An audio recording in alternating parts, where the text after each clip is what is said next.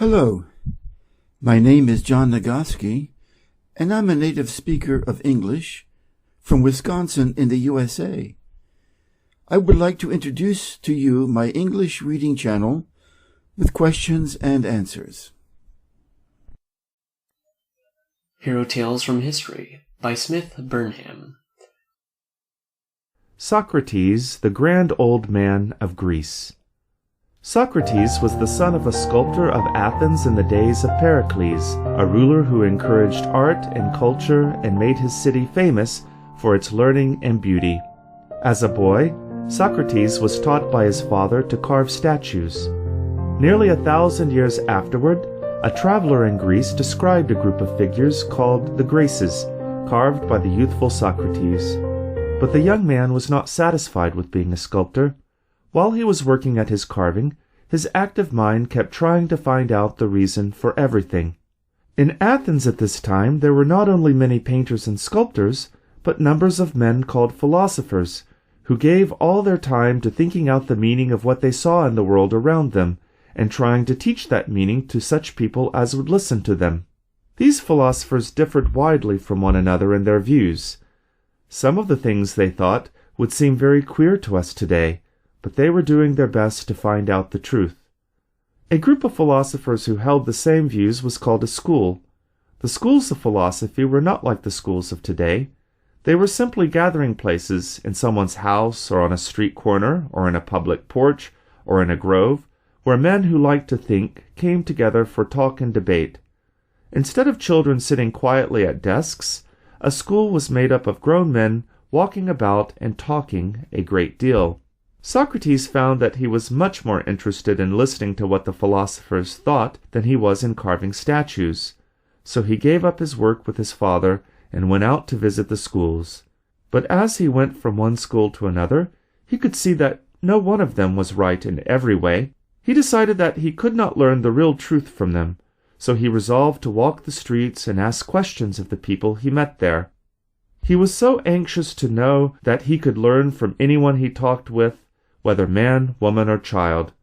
He met many men who thought they were philosophers when they were not, for it was considered a great thing to be known as a famous thinker, and all men aimed at it.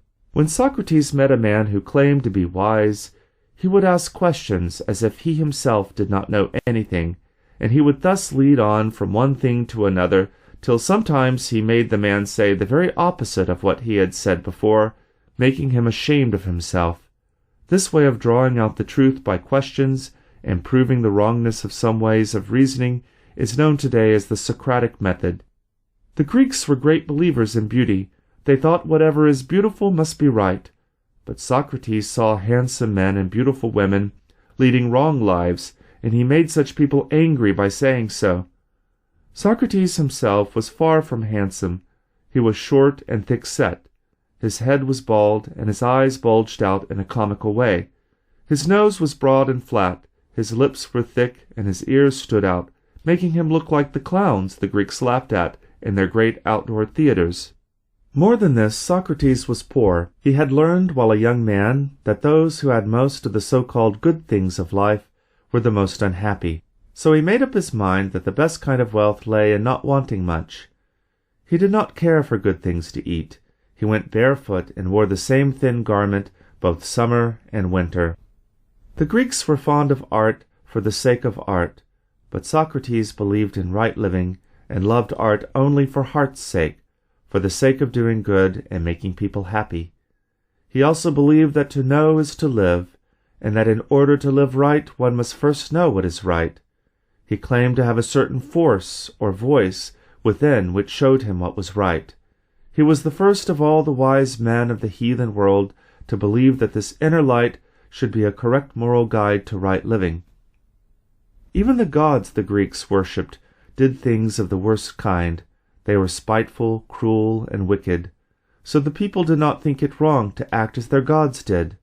They did not understand what Socrates meant when he said he had a voice within himself which told him what he should or should not do. So they thought he was trying to make them believe in a strange god when they had too many already. Socrates was a great lover of his country. When the Greeks went to war, he went in the ranks as a private soldier and fought like a hero. In one battle he saved the life of a rich, handsome, brilliant young man who was very popular in Athens. This youth soon learned to love the homely old philosopher and studied with him. 2 other great men were pupils of Socrates. One of these became one of the greatest historians, and the other a great philosopher. They were both authors, and they wrote all that is known today about Socrates, who did not leave any writings to show what he believed and taught. Of course, most people failed to understand Socrates, and so they made him the laughing-stock of the town. Yet many young men, led by the youth whose lives Socrates had saved, came to him to learn how to live and be useful and happy.